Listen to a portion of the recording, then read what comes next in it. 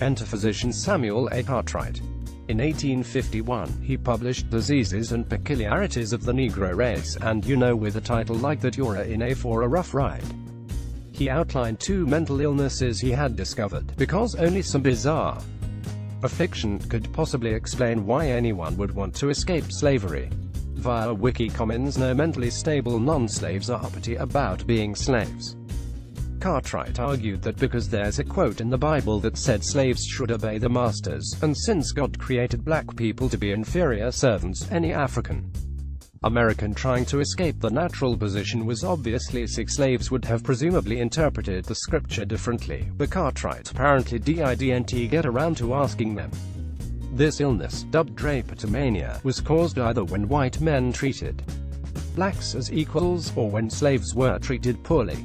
Cartwright's prescribed cure was to treat slaves as children, keep them well, don't overwork them, and be kind, but deny them the freedoms of adults and whip them if they disobeyed.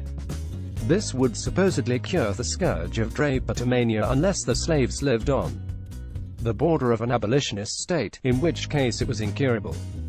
Cartwright also invented dysesthesia ethiopica, essentially a fancy name for not wanting to work 19 hours a day for no money.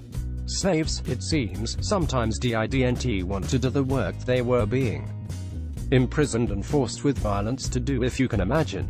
Sometimes they even purposely caused damage or disturbances to avoid work. To Cartwright, this was proof not that slaves were unhappy, but of a mental illness which was the natural offspring of Negro liberty.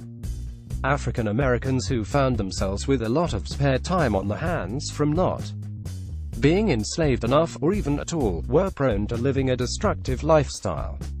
Luckily, such a terrible affliction could be cured by ensuring that they were putting in good long days of honest unpaid work. It's easy to look back and laugh off Cartwright as a crackpot desperately trying to justify awful behavior.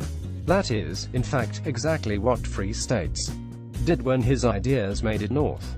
But at the same time, his theories were popular among Southerners who wanted a scientific explanation for slaves not wanting to be slaves.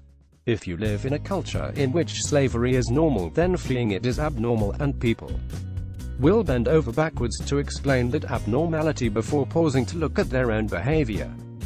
That's a phenomenon that helps explain, about 99% of the behavior that you dislike in the world.